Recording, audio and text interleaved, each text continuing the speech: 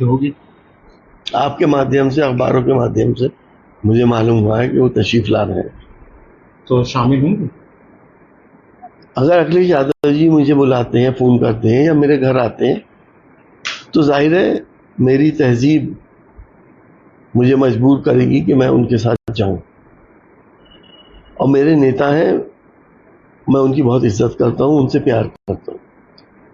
अभी तक उन्होंने नहीं बोला कन्विंसिंग करने के लिए रुचि वीरा के लिए? नहीं, उन्होंने मुझसे नहीं कहा। कल आएंगे, मंच पे बुलाएंगे, रुचि वीरा भी ओबियसली होंगी प्रत्याशी, आप भी मंच पे होंगे। मैं अखिलेश जी के सम्मान में जा सकता हूँ, प्रचार में नहीं आऊंगा। तो फिर क्या मैसेज मानेगी जनता? मंच से आप भी खड़े होंगे, रुचि वीरा भी, अखिलेश जी भी। जनता को सब मालूम है, क्योंकि जनता खुद दुखी है। अगर मैं इन प्रचार में खड़ा हो जाता हूं तो वो सारी जनता मेरे खिलाफ हो जाएगी, जो मेरी वजह से दुखी है, जो मेरी वजह से आज कंफ्यूज है कि क्या करें। रुचि वीरा जी नहीं पहुंचे अभी तक? ना वो आई, ना उनका कोई फोन आया मेरे पास। हो सकता है कल आ जाए। अब देर तो बहुत हो गई। अब चुनाव में दिन ही कितने रह गए। ईगो लगता है ना सांसद जी फिर की ईगो ही है जिस तरीके से वो नहीं आ रही। जाहिर सी बात है। देखिए, चुनाव सर झुका के लड़ा जाता है, जमीन पे देखते हुए।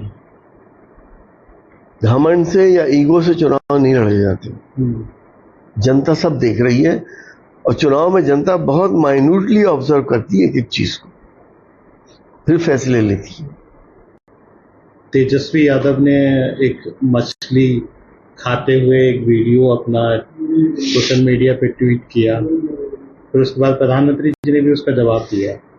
अब महुआ मोहित्रा बोल रही हैं, हाँ कुछ लोग सावन के दौरान मांस खाते हैं और साल के हर महीने में खून चूसने वाली भाजपा सरकार से तो ये बेहतर ही है। देखिए, असल में जो तेजस्वी यादव ने ट्वीट किया था उसमें ये ट्रैप होगा खुद, और उन्होंने ट्रैप करने के लिए ये दिखाई थी मछली। ना तो उस वक्त शिवरात्रि थी और ना ही उसके वो चले थे जो आपके रोजे होते हैं। वो 8 तारीख का है और 9 तारीख से जो थी ये शिवरात्रि के रोजे शुरू हुए थे। अब ये फंस गए उसमें कि उनके मछली दिखा रहे हैं, कर दो इसको जो रिलीजियस सेंटिमेंट्स है उसे एक्सप्लॉइट कर लो। ये पता नहीं था कि ये उससे पहले का है। तो इनका तो काम ही ये रह गया कि मछली खा रहे हैं तो मुसीबत है, नहीं खा रहे हैं तो मुसीबत है, संतरा खा रहे हैं तो दिखा रहे हैं। अरे भाई, बात करो अपने विकास की। तुमने क्या किया 10 साल में? सांप्रदायिक सौहार्द की बात करो कि तुमने किस जगह खड़ा कर दिया यहाँ की जनता को।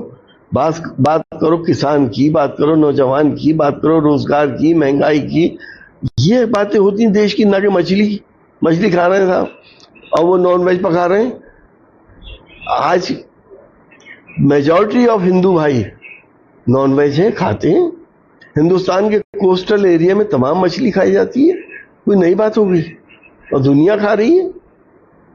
सिद्धार्थ मैया जो रमैया हैं सीएम साहब, वो बोल रहे हैं कि नरेंद्र मोदी जो है तानाशाह की तरह काम कर रहे हैं, लोकतंत्र के विरोधी हैं और भाजपा मुसोलिनी और हिटलर की विचारधारा में विश्वास करती है, लोकतंत्र के विरोधी है मोदी। देखिए, हम लोगों ने तो लोकतंत्र बचाने के लिए बहुत आंदोलन करे पार्लियामेंट से, और ये सबको मालूम है कि जो नरेंद्र मोदी जी जो चाहते हैं, चाहे उनकी पार्टी में विरोध कोई खुल के कर नहीं सकता, कह नहीं सकता कि ये चीज गलत है। सब बीजेपी में बहुत अच्छे लोग हैं, राजनाथ सिंह जैसे लोग भी हैं, नितिन गडकरी जैसे लोग भी हैं, जिनकी हम सब इज्जत करते थे। मेरा ख्याल है उन्हें कभी ये बात पसंद नहीं आएगी कि हिंदुस्तान में रहने वालों को सांप्रदायिकता फैला के लड़ा दें, दूरियां पैदा कर दें, लेकिन जबान से नहीं कह सकते कि ये चीज गलत हो रही है। ओवैसी साहब कह रहे हैं कि बीजेपी ने असंवैधानिक कानून सीए बनाया और धर्म के आधार पर बनाया, समानता के अधिकार के खिलाफ है, इसलिए संसद में भी उन्होंने उस बिल की कॉपी पढ़ी थी और आगे भी करते रहेंगे। नहीं, मैं सहमत हूं उनकी इस बात से। हमने भी तो विरोध करा था सीए का, कांग्रेस ने भी विरोध करा था, हम सब ने विरोध करा था, क्योंकि ये वो कानून है जो धर्म के नाम पे इंसानों को डिफरेंशिएट कर रहा है।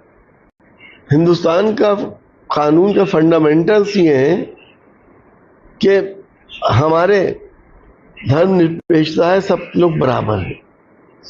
अब अगर कोई प्रताड़ित होकर मुसलमान पाकिस्तान, बांग्लादेश, श्रीलंका, बर्मा से हिंदुस्तान आएगा तो उसे नागरिकता इसलिए नहीं मिलेगी क्योंकि वो मुसलमान है, बाकी सबको मिल जाएगी। तो ये कौन सा कानून है भाई? हिंदुस्तान तो सबका है। हिंदू मुसलमानों ने प्यार मोहब्बत से अपना खून देके इसको आजाद कराया था। आज ये सब कुछ हमें देखने को मिल रहा है, तो उन्होंने क्या गलत कह दिया इसमें? संसद जी, अब बात करें जिस तरीके के इलेक्शन चल रहा है, इलेक्शन में तमाम तरीके की बातें आ रही हैं। नवाज को लेके भी असम में भी विरोध चल रहा है और मेरठ में भी कुछ नवाजियों के अगेंस्ट कंप्लेन भी लॉन्च हुई है, जैसे सोशल मीडिया रिपोर्ट्स में कहा गया।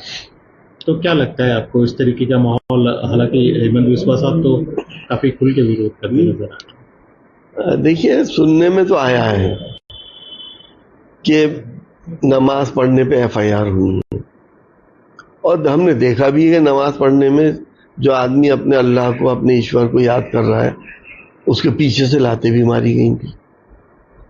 हमारे बुजुर्गों ने, जिन्होंने इस देश के लिए अपनी जानें कुर्बान करी थी, अपना खून दिया था, उन्हें तो ये कभी एहसास भी नहीं हुआ होगा कि 75-76 साल के बाद इस देश में ये हालात होंगे। अल्लाह, ईश्वर, वाहेगुरु, गॉड, ये तो सब एक ही चीज है। क्या ये अलग अलग है? मेरा पैदा करने वाला अल्लाह है, आपका पैदा करने वाला ईश्वर है क्या वो अलग है? आप उसको किस तरह से मनाते हैं, याद करते हैं, मैं उसकी इबादत किस तरह से करता हूं। लेकिन ये पार्टी ऐसी है जिसने अपने पैदा करने वाले को, अपने पालनहार को ही बांट दिया। इंसानों को तो बांट ही रहे हैं, ये पैदा करने वाले को ही बांट रहे हैं। आदमी अगर नमाज पढ़ रहा है, अपने अल्लाह की इबादत कर रहा है, तो इसका मतलब ये नहीं है कि वो वहां पे कोई शराब पी रहा है या कोई गंदा काम कर रहा है या कोई क्राइम कर रहा है। उसके खिलाफ एफआईआर हो रही हैं। हमने किसी मुसलमान को, आपने ये कहते हुए सुना है कभी कि कांवड़ के लिए एक महीने के लिए हाईवेज बंद हो जाते हैं? हम तो उन लोगों का जो कांवड़ लेके आते हैं उनका खैर मकदम करते हैं, स्वागत करते हैं, खिदमत करते हैं, खाना पीना कराते हैं, क्योंकि वो ईश्वर की इबादत कर रहे हैं वो लोग। ये स्पिरिट होनी चाहिए सबकी, और इन बातों से देश कमजोर होता है, ये लोग मजबूत नहीं होते। नमस्कार, मैं हूं मानक गुप्ता। अगर आपको हमारा ये वीडियो पसंद आया हो तो इसे लाइक और शेयर जरूर करें, और हां, हमें सब्सक्राइब और फॉलो करना ना भूलें ताकि आप देश और दुनिया की कोई खबर मिस ना करें। तो जुड़े रहिए हमारे साथ और देखते रहिए न्यूज़ 24।